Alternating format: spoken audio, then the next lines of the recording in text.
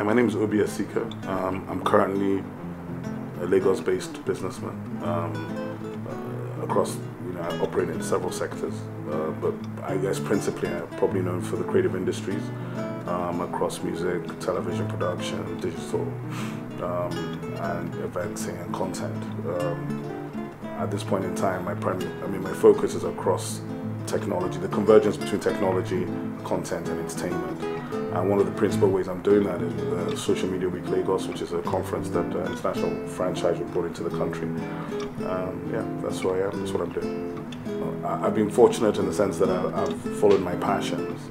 So, I've done a lot of football business, I've been a FIFA marketing partner, CAF marketing partner, I was the co-event director for Nigeria 99 Under-20 World Cup. The 2000 Nations Cup in Nigeria, 2000 in Nigeria, Ghana. On television, have a long, Big Brother Nigeria, The Apprentice Africa, Dragon's Den Nigeria, Doctor's Quarters. So done drama, reality, live production with Calabar Festival, Calabar Rocks, the Abuja Carnival. So it worked across public and private, drama and reality, also documentaries for the Centenary program for the Nigerian government. Content, TV commercials, anything to do with content, we've done that. Music, live events, all of those sort of things. I've spent the last sort of decade as a personal passion project, being involved in unlocking the space for Nigerian contemporary music strategically, and did that working closely with some of the biggest broadcasters, Viacom with MTV, Channel O, Trace, Sound City, Hip TV, Nigezie.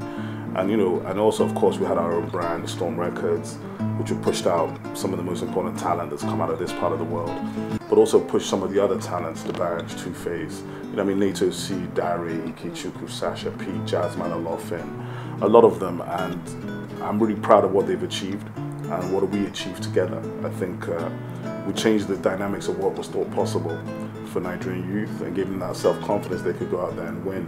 So when you see P Square, Flavor, and all these guys, Wizkid, it just makes me happy. So, I'm happy, and they're getting paid as well, which makes it even better. We should have a lot of money, but we're unlocking an ecosystem, and in that ecosystem, there was no value accorded to these people.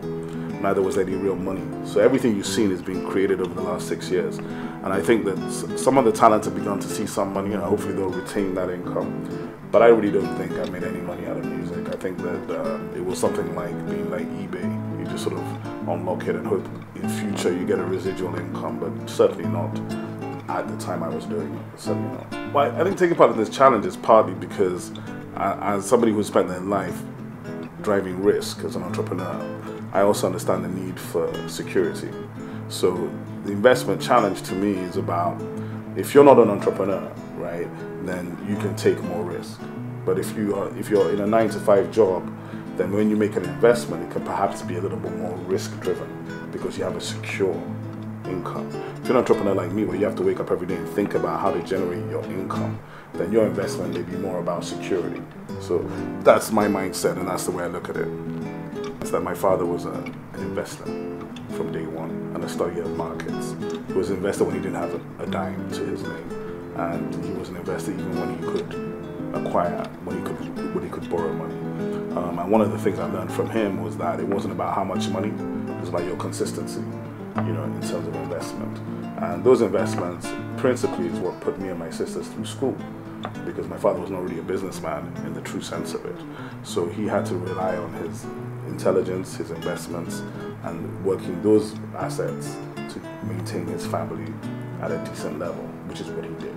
So yes, so I have that background, and I understood that from a very young age. Well, I think once you have a child, it changes everything, and it's like night and day.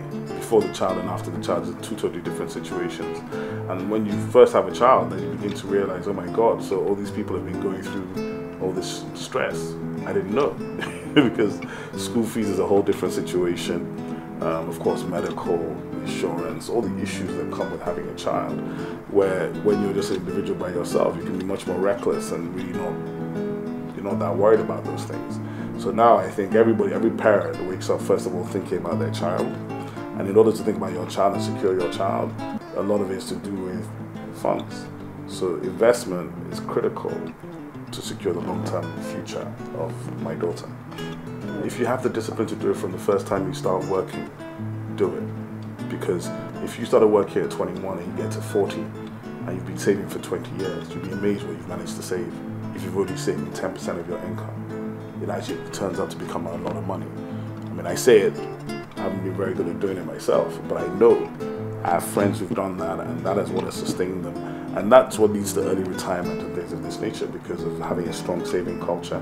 So I recommend to anybody, whether you're employed or unemployed, saving is critical. Well, I think, like I said before, I'm an entrepreneur, so I tend to focus on projects that other people would think are crazy or have high risk, and therefore have a limited opportunity in the sense that how many people are really going to go after them. So for me, in terms of my personal investment, because of the nature of what I do, I'm looking for very secure investments that carry low risk and therefore can give me a very sure return, which I can then plan on. And in that regard, I'm looking at fixed deposits in this particular time. Well, there's an educational charity called Roots and Wings Educational Foundation, which is a great little charity based here in Lagos, and I love what they do. You know, they go into underprivileged schools and underprivileged areas, and they take them over. They help them to upgrade their facilities and adopt these schools. And I think that's really important, because when you're a kid, the number one thing you need apart from education is hope. You need to know that you have an opportunity. And I think anybody who's investing in education, anybody investing in young Nigerians, I think we have 50 million Nigerians under 5. I mean, the numbers are incredible. And we know that unemployment is a major issue in this country. So we need to invest in education and possibly change the type of education we're also investing in. More into vocational education and actual skills that will enable these younger people to work functionally, not just hold some degree certificate that they stick on a wall that might not actually deliver them any value.